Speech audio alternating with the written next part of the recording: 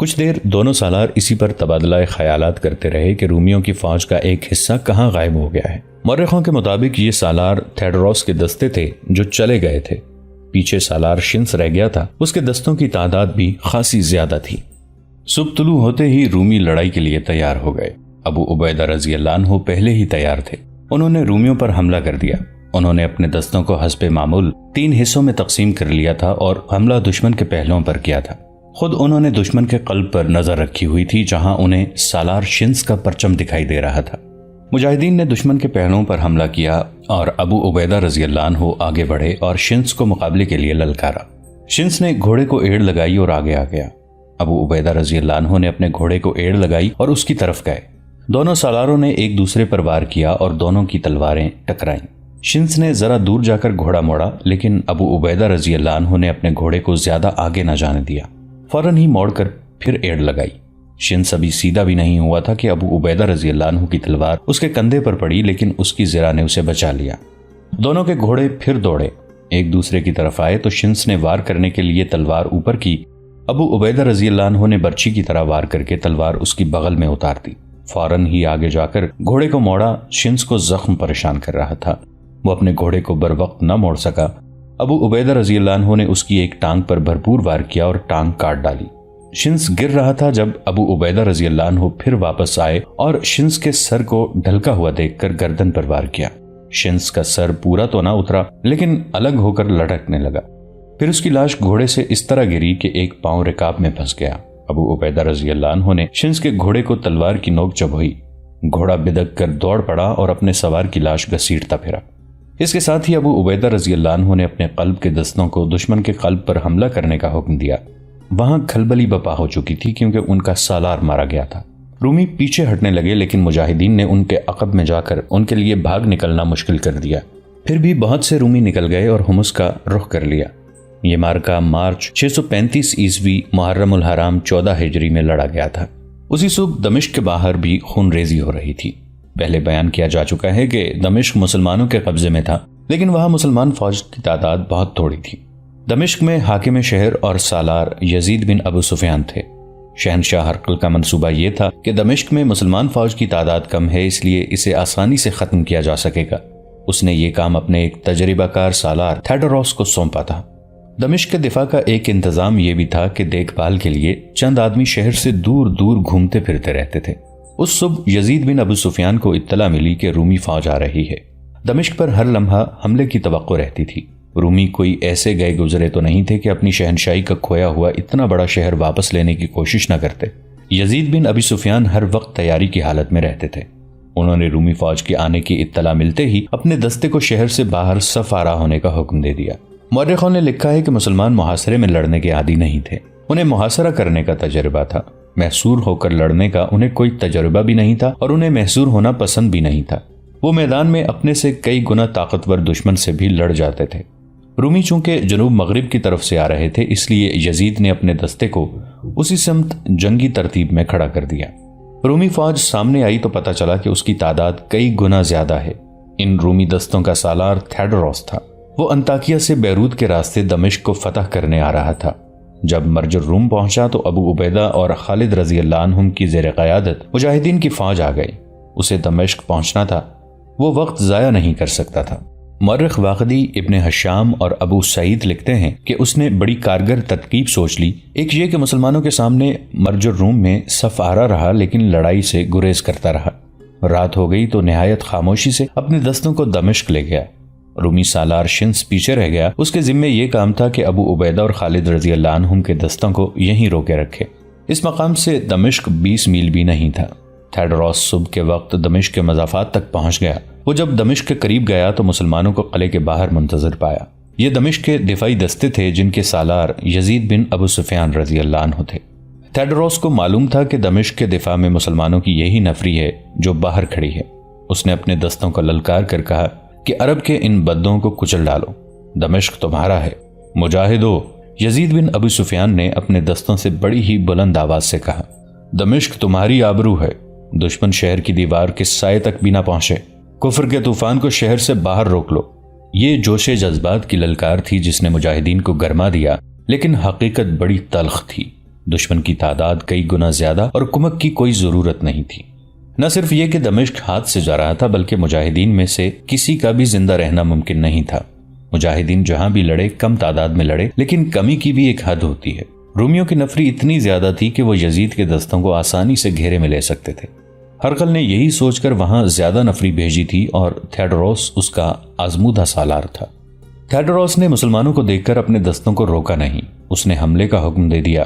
حملہ دونوں پہلوؤں کی طرف سے ہوا تھا۔ یزید بن ابو سفیان سمجھ گئے کہ رومی انہیں اندر کی طرف سکڑنے پر مجبور کر رہے ہیں۔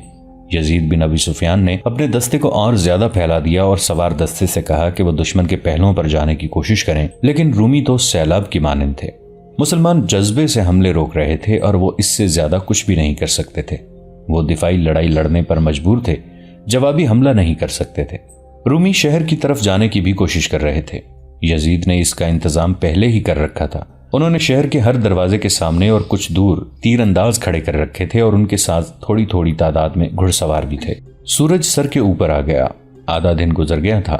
مجاہدین ابھی تک رومیوں کے موج در موج حملے روک رہے تھے اور ان کے نعروں اور للکار میں ابھی جان موجود تھی۔ اس وقت تک زخمیوں اور شہیدوں کی وجہ سے ان کی تعداد مزید کم ہو گئی تھی۔ رومی نفری کی افراد کے باوجود مسلمانوں پر غالب نہیں آ سکے تھے، لیکن مسلمانوں کے جسم اب جواب دینے لگے تھے۔ گھوڑے بھی تھک گئے تھے۔ دوپہر کے بعد مجاہدین کو صاف طور پر محسوس ہونے لگا کہ شکست ان کے بہت قریب آ گئی ہے۔ وہ پسپائی کے عادی نہیں تھے۔ انہوں نے کلمہ طیبہ کا بلند ورد شروع کر دیا اور اس کوشش میں لہو لہان ہونے لگے کہ حملہ روک کر حملہ کریں بھی۔ ان کی تنظیم ٹوٹ گئی تھی اور وہ اب انفرادی طور پر لڑ رہے تھے۔ سالار یزید بن ابی سفیان سپاہی بن چکے تھے۔ وہ اپنے علم بردار اور محافظوں سے کہتے تھے کہ علم نہ گرنے دینا۔ بڑی جلدی وہ وقت آ گیا جب مجاہدین کو یقین ہو گیا کہ ایک طرف دشمن کی قید اور دوسری طرف موت ہے۔ وہ جیتے جی یہ نہیں سننا چاہتے تھے کہ دشمن دمشق پر قابض ہو گیا ہے۔ این اس وقت جب مجاہدین نے زندگی کا آخری مارکہ لڑنے کے لیے جانوں کی بازی لگا دی تھی، رومیوں کے عقب میں شور اٹھا اور دیکھتے ہی دیکھتے رومیوں میں بھگدڑ مچ گئی۔ دمشق کے دفاع میں لڑنے والوں کو پتہ نہیں چل رہا تھا کہ پیچھے کیا ہو رہا ہے اور رومیوں پر کیا آفت ٹوٹی ہے۔ ان کی تنظیم درہم برہم ہو گئی اور ان کے حملے بھی ختم ہو گئے۔ اسلام کے جانثارو، یزید بن ابی سفیان رضی اللہ عنہ نے بلند آواز سے کہا، اللہ کی مدد آ گئی، حوصلے بلند رکھو۔ حقیقت یہ تھی کہ یزید کو معلوم ہی نہیں تھا کہ رومیوں کے عقب میں کیا ہو رہا ہے۔ انہوں نے رومیوں پر حملے کا حکم دے دیا۔ رومیوں کو تو حملہ روکنے کا بھی ہوش نہیں رہا۔ یزید بن ابی سفیان پہلو کی طرف نکل گئے۔ محافظ ان کے ساتھ تھے، وہ رومیوں کے عقب میں جا رہے تھے۔ شور و غوغا اس قدر زیادہ تھا کہ اپنی آواز بھی نہیں سنائی دیتی تھی۔ صرف یہ پتا چلتا تھا کہ رومیوں میں بھگدڑ اور افراتفری بپا ہو گئی ہے۔ کچھ اور آگے گئے تو یزید کے کانوں میں آواز پڑی، انا فارس الضدید، انا خالد بن ولید۔ دشمن کے محافظوں، یزید بن ابی سفیان گلا پھاڑ پھاڑ کر اعلان کرتے پیچھے آئے، خدا کی قسم ابن الولید آ گیا ہے، ابو سلیمان پہنچ گیا ہے، اللہ کی مدد پہنچ گئی ہے، اللہ کو پکارنے والوں، اللہ نے ہماری سن لی ہے، خدا کی قسم رومی اپنی قبروں پر لڑ رہے ہیں، فتح حق پرستوں کی ہوگی۔ اس دور کی تحریری روایات سے پتہ چلتا ہے کہ یزید پر دیوانگی طاری ہو گئی تھی اور ایسی ہی دیوانگی ان کے دستے پر طاری ہو گئی اور اس کے ساتھ ہی رومیوں کا قتل عام شروع ہو گیا۔ یزید بن ابی سفیان کے لیے خالد رضی اللہ عنہ کا آ جانا ایک معجزہ تھا، لیکن خالد رضی اللہ عنہ اتنی جلدی آ کیسے گئے؟ ہم پھر گزشتہ رات مرجر روم میں چلتے ہیں، جہاں خالد رضی اللہ عنہ چھپ چھپ کر رومیوں کے کیمپ دیکھ رہے ہیں۔ انہوں نے دیکھا کہ رومیوں کی فوج کا وہ حصہ جو دن کے وقت ان کے سامنے صف آ رہا تھا وہاں نہیں ہے۔ خالد رضی اللہ عنہ کو یقین ہو گیا کہ یہ حصہ کہیں چلا گیا ہے، تو انہوں نے سالار اعلیٰ ابو عبیدہ رضی اللہ عنہ سے بات کی۔ خالد دور اندیش تھے، انہیں شک ہوا کہ رومیوں کی فوج کا یہ حصہ دمشق کی جانب گیا ہے اور رومیوں کا مقصد صرف یہ ہو سکتا ہے کہ دمشق پر قبضہ کر لیا جائے۔ ہرقل معمولی دماغ کا آدمی نہیں۔ خالد رضی اللہ عنہ نے ابو عبیدہ رضی اللہ عنہ سے کہا، اسے معلوم ہوگا کہ دمشق میں ہماری نفری بہت تھوڑی ہے، میں اس کے سوا اور کچھ نہیں سمجھ سکتا کہ دمشق خطرے میں ہے۔ اگر تو مجھے اجازت دے تو میں دمشق پہنچ جاؤں۔ تجھ پر اللہ کی سلامتی ہو ابو سلیمان۔ ابو عبیدہ رضی اللہ عنہ نے کہا، میں تجھے اجازت دیتا ہوں اور تجھے اللہ کے سپرد کرتا ہوں، یہ جو رومی پیچھے رہ گئے ہیں انہیں میں سنبھال لوں گا۔ خالد رضی اللہ عنہ نے ایک لمحہ بھی ضائع نہ کیا، اپنے سوار دستے کو تیار کر کے دمشق کو روانہ ہو گئے۔ راستے میں کئی نشانیاں اور کئی آثار انہیں یقین دلاتے رہے کہ اس راستے پر ایک فوج گزری ہے۔ تھیوڈروس آدھی رات سے پہلے مرجر روم سے روانہ ہو گیا۔ خالد رضی اللہ عنہ رات کے آخری پہر روانہ ہوئے اور دمشق اس وقت پہنچے جب مسلمان ہاری ہوئی جنگ لڑ رہے تھے اور انہیں کمک کی ذرا سی بھی توقع نہیں تھی۔ خالد رضی اللہ عنہ کو وہاں وہی نظر آیا جو انہوں نے سوچا تھا۔ انہوں نے عقب سے رومیوں پر حملہ بول دیا۔ خالد رضی اللہ عنہ کو رومیوں کا پرچم نظر آیا تو اپنے محافظوں کے ساتھ وہاں جا پہنچے۔ انہیں تھیڈروس بوکلاہٹ کے عالم میں دکھائی دیا۔ اسے دمشق اپنے قدموں میں پڑا نظر آ رہا تھا۔ وہ اس کے ہاتھ سے نکل گیا تھا اور اس کی فوج فتح کے قریب پہنچ کر کٹنے لگی تھی۔ میں رومیوں کا قاتل ہوں، خالد رضی اللہ عنہ نے تھیڈروس کو للکارا۔ میں وہیں سے آیا ہوں جہاں سے رات کو تو آیا تھا۔ تھیڈروس نے تلوار نکال لی۔ دونوں سالاروں کے محافظ الگ الگ ہٹ گئے۔ خالد رضی اللہ عنہ نے تھیڈروس کے 2-3 وار بیکار کر دیے اور اس کے ارد گرد گھوڑا دوڑاتے رہے۔ تھیڈروس کو بھرپور وار کرنے کے لیے موزوں پوزیشن نہیں مل رہی تھی۔ وہ خالد رضی اللہ عنہ کے رحم و کرم پر تھا۔ وہ مانا ہوا جنگجو سالار تھا، لیکن اس کا مقابلہ ایسے سالار کے ساتھ آ پڑا تھا جو ہر لمحہ شکار کی تلاش میں رہتا تھا۔ آخر اس نے بڑے غصے میں خالد رضی اللہ عنہ تک پہنچنے کی کوشش کی، لیکن خالد رضی اللہ عنہ نے ایک پینترا بدل کر اپنے آپ کو تھیڈروس کی زد سے دور کر لیا اور دوسرے پینترے میں ایسا وار کیا کہ تھیڈروس گھوڑے پر ہی دوہرا ہو گیا۔ خالد رضی اللہ عنہ کے دوسرے وار نے اسے ختم کر دیا۔ اب رومیوں کے کرنے کا ایک ہی کام رہ گیا تھا کہ بھاگیں اور اپنی جانیں بچائیں۔ وہ رومی خوش قسمت تھے جو زندہ نکل گئے۔ مال غنیمت میں زرہ، خودیں، ہتھیار اور گھوڑے خاص طور پر قابل ذکر تھے۔ ادھر ابو عبیدہ رضی اللہ عنہ نے دوسرے رومی سالار شنس کو ختم کر دیا تھا۔ ابو عبیدہ رضی اللہ عنہ نے خالد رضی اللہ عنہ کو اس حکم کے ساتھ روانہ کر دیا کہ وہ حمص پہنچ کر وہاں کا محاصرہ کر لیں۔ ابو عبیدہ رضی اللہ عنہ خود ایک اور اہم مقام بالبک کی طرف روانہ ہو گئے۔ توقع یہ تھی کہ ان دونوں جگہوں کا محاصرہ طول پکڑے گا اور مقابلہ بڑا سخت ہوگا، لیکن مورخوں کے مطابق مسلمانوں کی تلوار کی دہشت وہ کام نہیں کر سکتی تھی جو ان کے حسن اخلاق نے کیا۔ مسلمان جدھر جاتے وہاں کے لوگوں میں پہلے ہی مشہور ہو چکا ہوتا کہ مسلمان کسی پر کوئی زیادتی نہیں کرتے اور انہی شرطوں کے پابند رہتے ہیں جو وہ پیش کرتے ہیں۔ اس دور کی فاتح فوجیں سب سے پہلے مفتوح شہر کی خوبصورت عورتوں پر حلہ بولتی تھیں، پھر لوگوں کے گھر لوٹ لیتی اور گھروں کو آگ لگا دیتی تھیں۔ یہ اس زمانے کا رواج تھا اور اسے فاتح فوجوں کا حق سمجھا جاتا تھا، لیکن مسلمانوں نے اس رواج کو نہ اپنایا بلکہ نہتے لوگوں کی عزت و آبرو اور جان و مال کی حفاظت کی۔ اسی کا نتیجہ تھا کہ ابو عبیدہ رضی اللہ عنہ بالبک پہنچے اور شہر کا محاصرہ کیا تو وہاں جو رومی دستہ تھا اس نے غیر مشروط طور پر ہتھیار ڈال دیے۔ خالد رضی اللہ عنہ نے حمص کا محاصرہ کیا تو رومی سالار بربیس باہر آ گیا اور امن کے سمجھوتے کی پیشکش کی۔ ابو عبیدہ رضی اللہ عنہ بھی پہنچ چکے تھے۔ ان کے حکم سے رومی سالار سے 10,000 دینار اور زربفت کی 100 قباؤں کا مطالبہ کیا گیا جو رومی سالار نے قبول کر لیا۔ معاہدہ یہ ہوا کہ مسلمان 1 سال تک حمص پر حملہ نہیں کریں گے اور اگر اسی دوران روم کی فوج نے اس علاقے میں مسلمانوں کے خلاف کوئی معمولی سی بھی جنگی کارروائی کی تو مسلمان صلح کے معاہدے کو منسوخ سمجھ کر جوابی کارروائی کریں گے۔ اس معاہدے پر دستخط ہوتے ہی شہر کے دروازے کھل گئے اور مسلمان فوج داخل ہوئی۔ مورخ ابن اسیر لکھتا ہے کہ حمص کے لوگ یہ دیکھ کر حیران ہوئے تھے کہ مسلمان دکانوں میں جاتے اور جو چیز لیتے اس کی قیمت ادا کرتے تھے۔ بعض لوگوں نے مجاہدین کو تحفے پیش کیے تو مجاہدین نے ان کی بھی قیمت ادا کی۔ وہ کہتے تھے کہ مسلمان تحفے کو مال غنیمت سمجھتے ہیں اور کوئی مسلمان اپنے طور پر کوئی مال غنیمت اپنے پاس نہیں رکھ سکتا۔ اس کے علاوہ صلح کے معاہدے کے بعد اسلام مال غنیمت کو جائز نہیں سمجھتا۔ ایسے مقامات بھی آئے جہاں کے لوگوں نے مسلمان فوج کا باقاعدہ استقبال کیا۔ مثلا نومبر 635 عیسوی بمطابق رمضان 14 ہجری مسلمان فوج حمص سے ہما گئی تو شہری باہر آ گئے اور مسلمانوں کی اطاعت قبول کر لی۔ مہرۃ النعمان کے شہریوں نے مسلمانوں کا استقبال اس طرح کیا کہ پہلے سازندے ساز بجاتے اور خوشی کے گیت گاتے باہر آئے، ان کے پیچھے معززین آئے اور جزیہ پیش کر کے شہر ابو عبیدہ رضی اللہ عنہ کے حوالے کر دیا۔ اس کے بعد ان قصبوں اور شہروں کے کئی لوگوں نے اسلام قبول کر لیا۔ مسلمان ہمارے جال میں آ گئے ہیں، شہنشاہ ہرقل اپنے سالاروں سے کہہ رہا تھا۔ میں سردیوں کے انتظار میں تھا۔ عرب کے یہ مسلمان اونٹ کا گوشت کھاتے ہیں اور اونٹنی کا ہی دودھ پیتے ہیں۔ ریگستان کے ان باشندوں نے کبھی اتنی سردی نہیں دیکھی، یہ سردی برداشت نہیں کر سکتے۔ اس ملک کی سردی ان کے جوش اور جذبے کو منجمد کر دے گی، پھر موسم سرما ختم ہونے تک مسلمان ختم ہو جائیں گے، ہم انہیں بڑی آسانی سے شکست دے سکیں گے، ان کے خیمے انہیں سردی سے نہیں بچا سکیں گے۔ ہرقل نے حکم دیا کہ حمص سے مسلمانوں کو بے دخل کر دیا جائے۔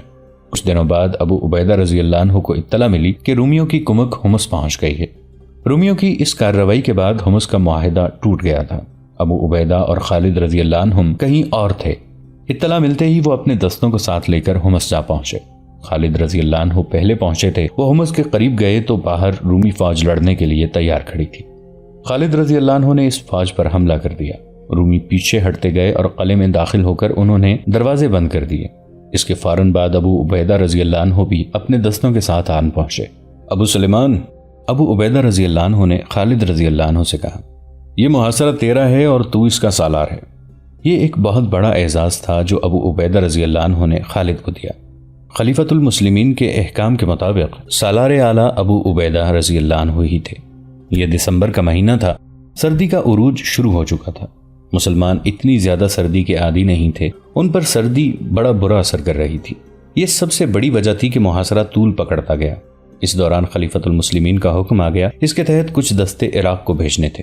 یہ دستے چلے گئے تو رومی سمجھے کہ مسلمان محاصرہ اٹھا رہے ہیں، لیکن ایسا نہ ہوا۔ رومی یہی توقع لیے قلعے میں بیٹھے رہے کہ مسلمان محاصرہ اٹھا لیں گے۔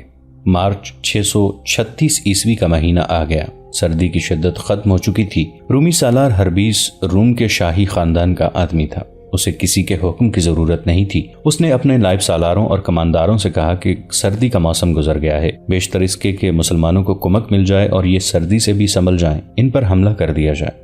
چنانچہ ایک روز شہر کا ایک دروازہ کھلا اور 5000 نفری کی رومی فوج نے باہر آ کر مسلمانوں کے اس دستے پر حملہ کر دیا جو اس دروازے کے سامنے موجود تھا۔ حملہ بڑا تیز اور شدید تھا۔ مسلمان اس حملے کے لیے پوری طرح تیار نہیں تھے۔ اس کے علاوہ ان پر سردی کا بھی اثر تھا، اس لیے وہ مقابلے میں جم نہ سکے۔ پیچھے ہٹ کر وہ منظم ہوئے اور آگے بڑھے، لیکن رومیوں کے دوسرے حملے نے انہیں پھر بکھیر دیا۔